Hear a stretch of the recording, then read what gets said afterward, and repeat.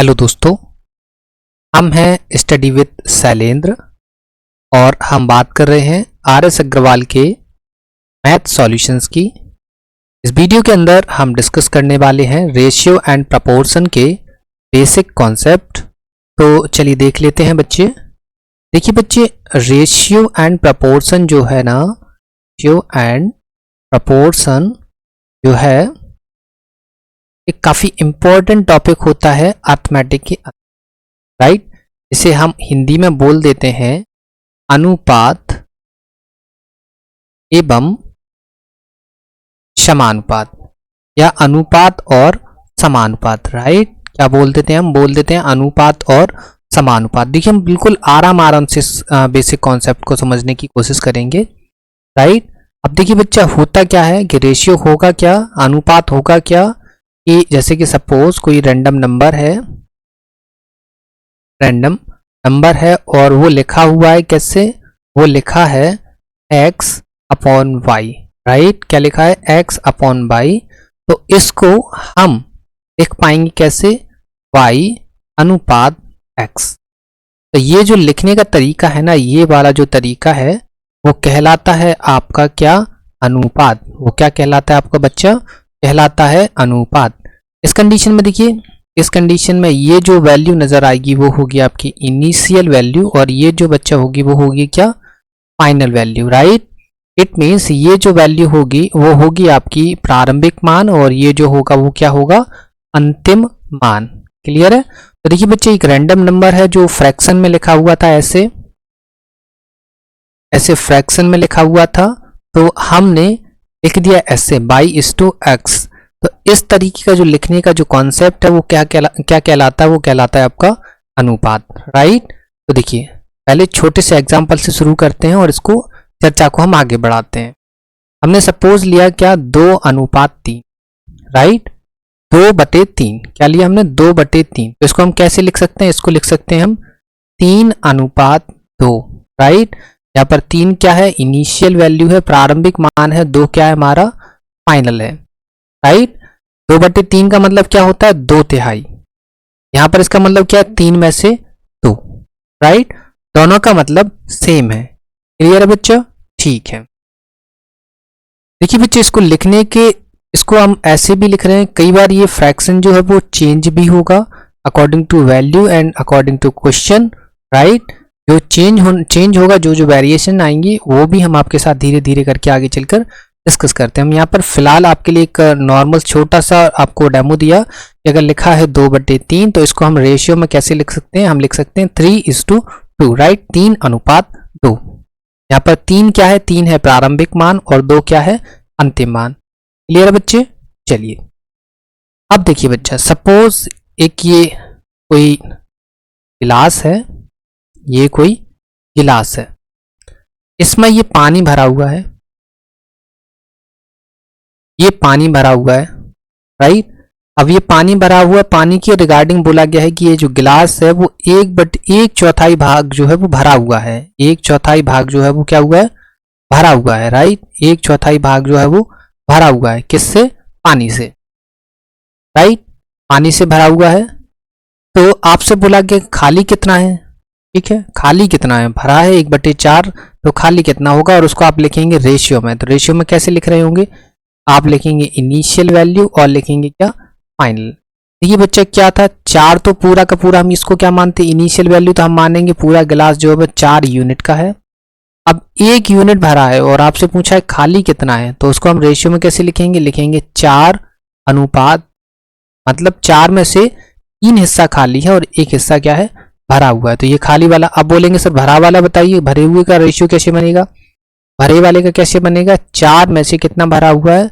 1 हिस्सा जो है वो क्या है? भरा हुआ है। क्लियर है बच्चे? समझ में आ गया होगा, है ना। तो चलते हैं हम आगे। ये इस स्लाइड का सारा जो कॉन्सेप्ट है आपको बताने की कोशिश हमने करी है, वो आई थिंक आपको समझ में आ गया होगा। काफी आसान सी चीजें हमने बताने की कोशिश आपको करी है। तो देखते हैं नेक्स्ट पे आगे। अब देखिए बच्चा, अनुपात समझ में आ गया। अब देखते हैं समानुपात होता क्या है। समानुपात क्या होता है? अनुपात आपको समझ में आया। अब देखते हैं हम समानुपात होता क्या है। तो समानुपात क्या होता है? दो अनुपातों की बराबरी, दो अनुपातों की बराबरी, राइट। क्या है?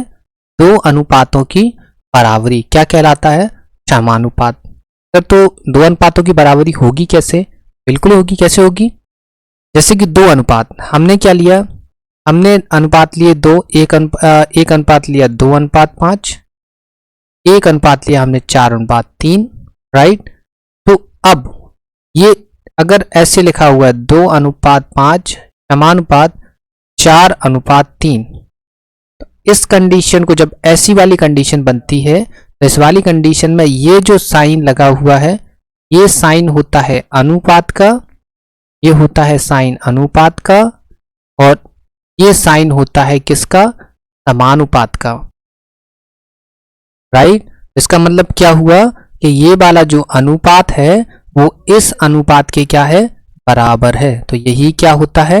होता है समानुपात। ये क्या होता है? यही होता है समानुपात, राइट। समानुपात क्या होता है? दो अनुपातों की बराबरी। हमने दो अनुपात लिए, एक अनुपात, दो अनुपात, दो एग्जाम्पल लिए हमने और इनको क्या कर दिया? हमने कर दिया बराबर। तो ये क्या बन गए? बन गए आपके समानुपात, राइट। क्लियर है? एग्जाम्पल समझ में आ गया होगा। चलिए देखते हैं आगे होता क्या है। अब देखिए बच्चा, अनुपात में जो है क्या होता है कि सपोज अब हम ये दो अनुपात लिखे हैं, अब हम इसको क्या करते हैं? हम इसको कर देते हैं क्या? अब इसको 2:5 को 4:5, ये तो डेमो था, आपको समझ में आ गया होगा। अब हम बात करते हैं एक्चुअल कॉन्सेप्ट की, राइट। हम बात करते हैं एक्चुअल कॉन्सेप्ट की। अब देखिए बच्चा, हमेशा देखिएगा कि जब भी हम समानुपात की बात करेंगे तो क्या आएंगे? दो अनुपात आएंगे। दो अनुपात आने का मतलब क्या है? चार एलिमेंट आएंगे, राइट। क्या आएंगे? चार एलिमेंट आएंगे। वो फिर कैसे भी आ सकते हैं, देखिए किस किस तरीके से आ सकते हैं। पहला केस हम बात करते हैं, सपोज ऐसे भी आ सकता है A अनुपात B समानुपात B अनुपात C। एक केस ये बन सकता है। दूसरा केस बच्चे क्या बन सकता है? देखो चार एलिमेंट आएंगे हमेशा, लेकिन केस डिफरेंट टाइप के बनेंगे। देखिए आपसे ऐसे भी पूछ सकता है A अनुपात B अनुपात C अनुपात D, राइट। चलिए तीसरा केस बच्चा क्या बन सकता है? तीसरा केस बन सकता है A अनुपात B अनुपात C अनुपात X। मतलब तीन ही वेरिएबल होंगे। यहां सिर्फ दो वेरिएबल्स को लेकर एक कॉन्सेप्ट बन गया था, यहां चार वेरिएबल अलग अलग थे, यहां तीन वेरिएबल होंगे, राइट। चौथा केस क्या बन सकता है? चौथा केस बन सकता है A अनुपात X समानुपात X अनुपात P। ये चार टाइप के केस आपके बन सकते हैं। ये क्या हो सकते हैं? चार टाइप के आपके केस बन सकते हैं, राइट। अब इनसे रिलेटेड पहले केस को देखो कैसे लिख सकते हैं हम। अब लिखने की बात आती है, इस समानुपात को लिखते कैसे हैं, राइट। ये हमने समझा एग्जांपल के थ्रू कि समानुपात को दो अनुपातों को बराबर कैसे लिखते हैं। ये देखो दो अनुपात बराबर लिख दिए तो क्या हो गया? ये समानुपात हो गया। इसका एक्चुअल कॉन्सेप्ट क्या कहता है कि समानुपात की जब भी हम बात करेंगे चार एलिमेंट आएंगे। वो चार एलिमेंट किन किन वेरिएशन पे आ सकते हैं, हम उन वेरिएशंस की यहाँ पे आपके साथ बात कर ली है कि चार जो एलिमेंट आएंगे उनमें जरूरी नहीं है कि चारों एलिमेंट जो हो डिफरेंट हो। चारों में से दो एलिमेंट कॉमन हो सकते हैं, एक एलिमेंट अलग हो सकता है, तीन पे बात डिपेंड हो सकती है। ये सारे के सारे ये चार तरह के आपके वेरिएशन आ सकते हैं। अब बच्चे लिखेंगे कैसे? तो हम केस फर्स्ट की बात करते हैं। केस फर्स्ट को कैसे लिखेंगे? हम लिखेंगे क्या? A/B equal to C/D। ये पहला केस है जिसको हमने लिखा, क्योंकि अभी बताया था ना बच्चे आपको कि फ्रैक्शन कैसे लिखते हैं और फ्रैक्शन से रेशियो कैसे बनाते हैं। फ्रैक्शन था, अब रेशियो से फ्रैक्शन भी तो बना सकते हैं। जब फ्रैक्शन को रेशियो में कन्वर्ट कर सकते हैं, जब फ्रैक्शन को रेशियो में कन्वर्ट कर सकते हैं तो रेशियो को क्या फ्रैक्शन में भी हम कन्वर्ट कर सकते हैं। तो समानुपात को जब भी हमें लिखना हो किसमें? फ्रैक्शन में, तो कैसे लिखेंगे? ऐसे लिखेंगे। पहला केस क्लियर हो गया। सेकंड केस की बात करते हैं, कैसे लिखेंगे? A/B equal to C/D, right बच्चों। पहला केस हमने थोड़ा गलत लिख दिया, A/B रहेगा और B/C रहेगा, अपॉन सी रहेगा ये। क्लियर है बच्चा? हमने थोड़ा सा गलत कर दिया था, इसके लिए माफी चाहेंगे। तो a upon B equal to B upon C होगा, और दूसरा केस क्या होगा, a upon B equal to C upon D होगा। राइट बच्चा? अब तीसरा केस कैसे लिख सकते हैं? तीसरा केस लिखेंगे a upon B equal to C upon X. Clear है बच्चा? चौथा केस हम कैसे लिखेंगे? चौथा केस लिखेंगे हम a upon X equal to X upon B. Clear है? ये चारों के चारों केस समानुपात को कैसे लिखेंगे फ्रैक्शन में, समझ में आ गया होगा। अब चलिए आगे देख लेते हैं थोड़ा सा हम क्या है आगे, कि यदि सपोज हम मान लेते हैं, क्या मान लेते हैं कि हमारे पास चार राशियां हैं। कौन सी हैं? a है, b है, c है और d है। ये चार राशियां हमारे पास हैं। कौन सी हैं? a है, b है, c है और d है। चार राशियां हैं हमारे पास। तो अब इसका लिखने की कितने तरीके हो सकते हैं? पहला तरीका आपने पढ़ा था a upon B equal to C upon D. पहला तरीका हो गया। क्लियर? ये हो गया। अब दूसरा तरीका देखिए, दूसरा तरीका क्या होता है, लिख लीजिए कि जो बाहरी अनुपात होंगे, बाहरी अनुपात लिख लीजिए या राशियां लिख लीजिए, बाहरी राशियों का गुणनफल, बाहरी राशियों का गुणनफल बराबर होगा हमेशा किसके? माध्यमिक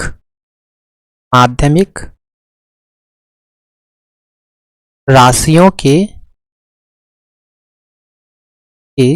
गुणनफल के। राइट? क्या होगा? बाहरी राशियों का गुणनफल होगा बराबर किसके? माध्यमिक राशियों के गुणनफल के। इट मींस क्या है, बाहरी राशियां कौन सी हैं? a और d, तो इनका गुणनफल a इंटू डी सदैव बराबर होगा किसके? b इंटू सी के। क्लियर बच्चा? ये इसका दूसरा तरीका है, इसका जो प्रपोर्शन है उसका लिखने का। ठीक है, अनुपात आपको समझ में आ गया होगा। अनुपात के बाद अब हम बात कर रहे थे किस पे? प्रपोर्शन की। क्लियर है बच्चा? एक बात हमेशा याद रखिए, अनुपात अलग चीज है, प्रपोर्शन अलग चीज है। काफी सारे बच्चे जो हैं वो रेशियो और प्रपोर्शन को एक ही चीज समझ लेते हैं। नहीं बच्चे, आपको हमेशा याद रखना है कि अनुपात अलग चीज है, समानुपात अलग चीज, रेशियो अलग चीज है, प्रपोर्शन अलग चीज। क्लियर है बच्चे? आप हमारे साथ जुड़े रहिए। अभी हम आपको जो ये तो RS अग्रवाल की सिर्फ सॉल्यूशंस करा रहे हैं, इसलिए आपको बहुत सारी चीजें हम स्किप कर देते हैं, यहाँ पे बताते नहीं है। जब आपको वही चीजें बताते हैं जो इसके क्वेश्चंस के लिए नेसेसरी हैं। राइट? और हम आपके लिए बहुत ज़्यादा कॉन्सेप्ट भी डिस्कस नहीं करते हैं, लेकिन अगर आप हमारे साथ जुड़े रहेंगे, जैसे ही हमारे बन के सब्सक्राइबर कंप्लीट होंगे, हम आपके लिए एक स्पेशल अर्थमेटिक की सीरीज भी लाएंगे जिसमें हम आपके साथ ईच एंड एवरीथिंग कॉन्सेप्ट जो है डिस्कस करेंगे। राइट बच्चा? चलिए देखिए बच्चा, अब इसमें कुछ टर्म्स यूज होंगे। टर्म्स क्या क्या रहेंगे? एक टर्म रहेगा आपका क्या? मध्यानुपाती रहेगा एक टर्म। दूसरा टर्म आपका रहेगा आपका चतुर्थ अनुपाती।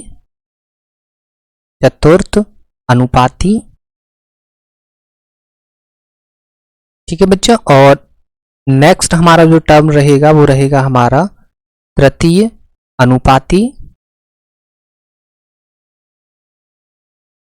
और हमारा नेक्स्ट रहेगा मिश्र अनुपात।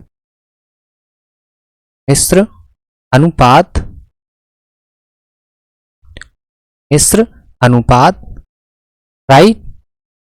ये हमारे रहेंगे कुछ। एक और टर्म, दो टर्म और रह जाते हैं, वो रह जाते हैं समानुपाती और रह जाते हैं आपके विलोमानुपाती। ये कुछ टर्म्स हैं इस चैप्टर के जो आपको टर्म्स को समझना होगा। राइट? अब देखिए मध्यानुपाती क्या होता है? मध्यानुपाती में हमेशा आपके पास क्या रहेंगे? दो टर्म्स रहेंगे। राइट? कितने टर्म्स रहेंगे? दो टर्म्स रहेंगे। मतलब आपके पास क्या रहेगा? a अनुपात x समानुपात x अनुपात b। ये जो बीच वाला पोर्शन है ये आपको फाइंड करना होता है, और इसी को हम बोलते हैं क्या? मध्य अनुपाती। राइट? तो इस हिसाब से हमारा अगर मध्य अनुपाती निकालना चाहें तो मध्य अनुपाती की कैसे निकाल सकेंगे? दो तरीके होंगे, एक होगा a upon X equal to a upon X equal to X upon B, cross multiply करेंगे तो आ जाएगा आपका X square equal to A B. It means X equal to क्या हो जाएगा? Under root A B, right. तो मध्य अनुपाती क्या होगा बच्चा? मध्य अनुपाती होगा x equal to under root A B. Clear है बच्चे? चलिए इसको दूसरे को कर लेते हैं हम। क्या बात करते हैं अब? चतुर्थ अनुपाती की। तो चतुर्थ अनुपाती क्या होगा? मतलब इसमें 3 एलिमेंट होंगे और चौथा गायब होगा। मतलब a अनुपात b समानुपात c अनुपात x, ये होगा क्या? चतुर्थ अनुपाती। अब चतुर्थ अनुपाती मतलब आपको फाइंड करना है, तो कैसे फाइंड करेंगे? एक तरीका तो ये समझ में आ गया। दूसरा हमने क्या बताया था? बाहर बाहर का गुणा करिए और अंदर अंदर वाले का गुणा करिए। मतलब a into X equal to क्या होगा? b into C. It means x equal to हो जाएगा आपका b into C upon a। तो बच्चे चतुर्थ अनुपाती क्या हो गया? चतुर्थ अनुपाती हो गया x बराबर b into C upon a।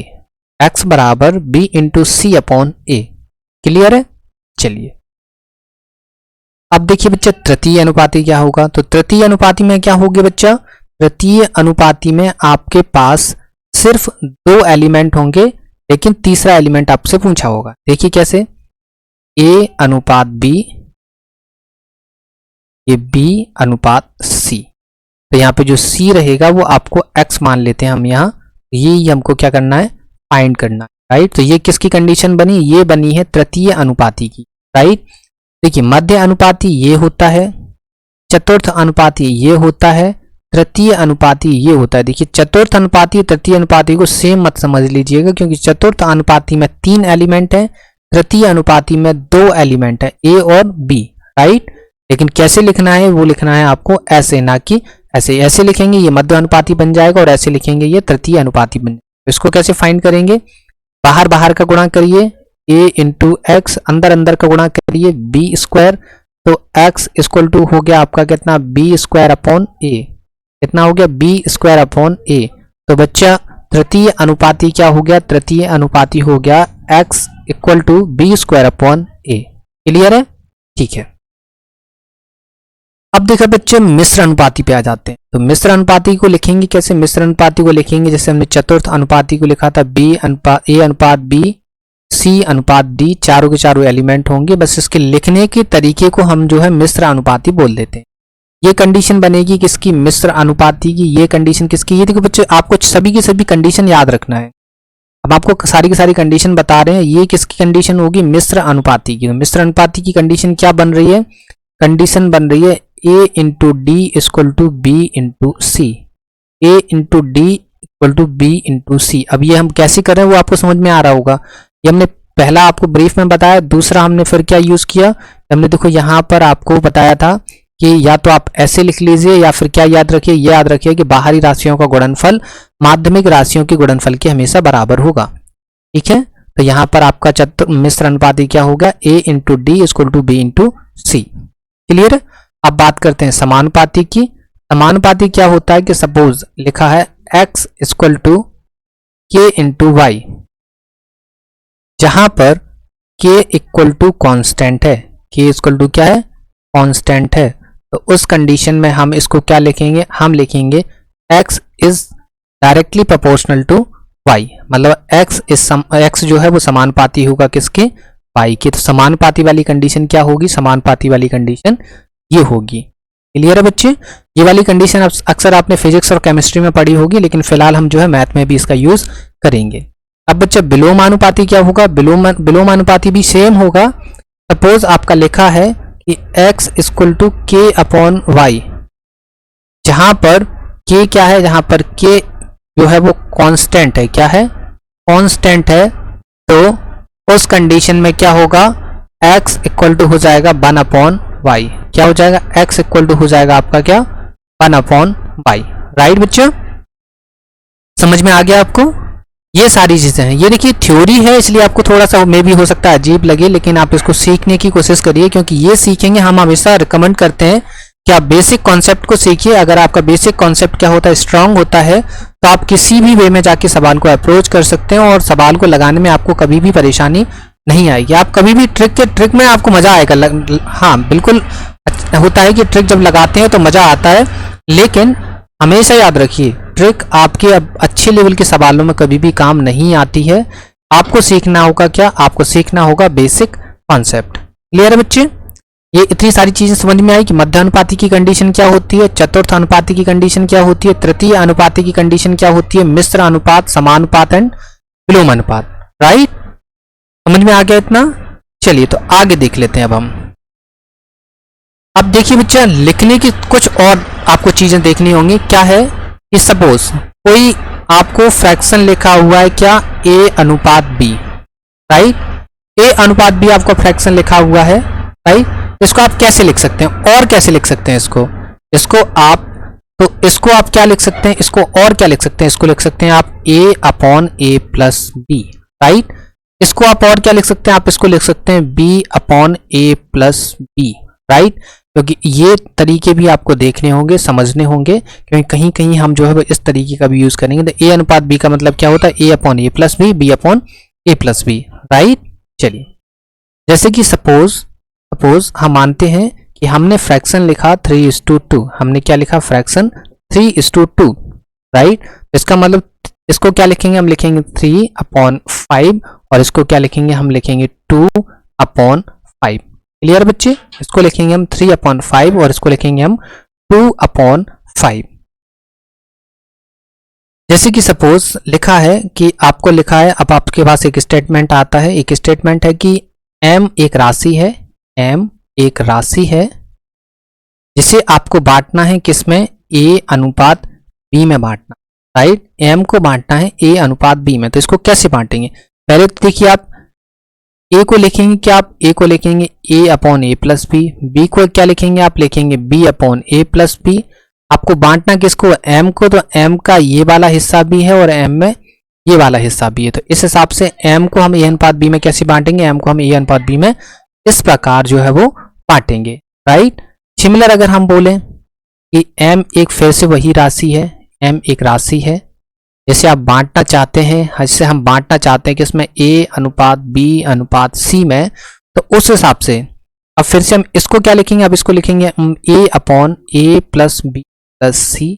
इसको क्या लिखेंगे बच्चे, हम लिखेंगे b upon a plus B plus C. इसको क्या लिखेंगे, हम लिखेंगे c upon a plus B plus C. अब राशि m है, m को बांटा है तो m का ये भी हिस्सा है, m का हिस्सा ये भी है और m इसका भी हिस्सा है। इस हिसाब से देखो हमने निकाल लिए तीनों के पोर्शन। तो इस हिसाब से m को हमने 3 भागों में यहाँ बांट दिया, m को यहाँ बांट दिया, m को यहाँ बांट दिया, सिमिलर यहाँ भी यहाँ बांट दिया, ठीक है।